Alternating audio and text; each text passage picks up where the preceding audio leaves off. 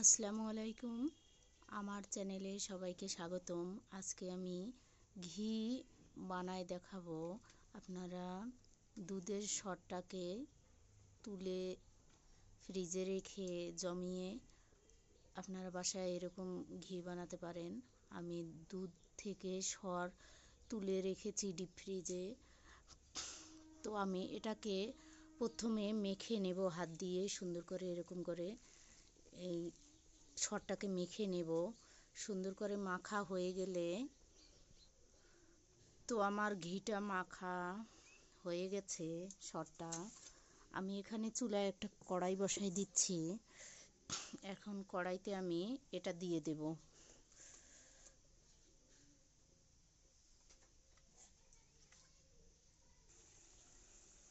আমরা ঘিটাকে এরকম করে নাড়ে নেব, তাহলে নিচে লাগবে না। যেহেতু এটা মাটির চুলাতে তৈরি, তো আপনারা এরকম বাসায় গাওয়া ঘি বানাতে পারেন। ঘি স্বাস্থ্যের জন্য অনেক উপকার। আপনারা বাসায় এরকম করে বানিয়ে অনেক দীর্ঘদিন পর্যন্ত রাখতে পারেন। এটা পায়েস এবং পিঠা, নানা প্রকারের পিঠাতে, রোস্টে এই ঘিটা ব্যবহার করা হয়। তো অনেক কাজে ঘি অনেক উপকারী। আপনারা বাসায় এরকম ঘি বানিয়ে খেতে পারেন। বাসার তৈরি ঘিটা অনেক পারফেক্ট, আর এটা খেতে অনেক সুস্বাদু। এরকম অল্প আছে, আপনারা বাসায় সুন্দর করে ঘিটা বানাবেন। বেশি জোরে জাল দেওয়া যাবে না, খুব অল্প আছে ঘিটা বানাতে হবে। এরকম বারবার একটু নাড়ে দিতে হবে। তো এরকম উপর দিয়ে দেখুন ঘিটা কি সুন্দর বের হয়েছে।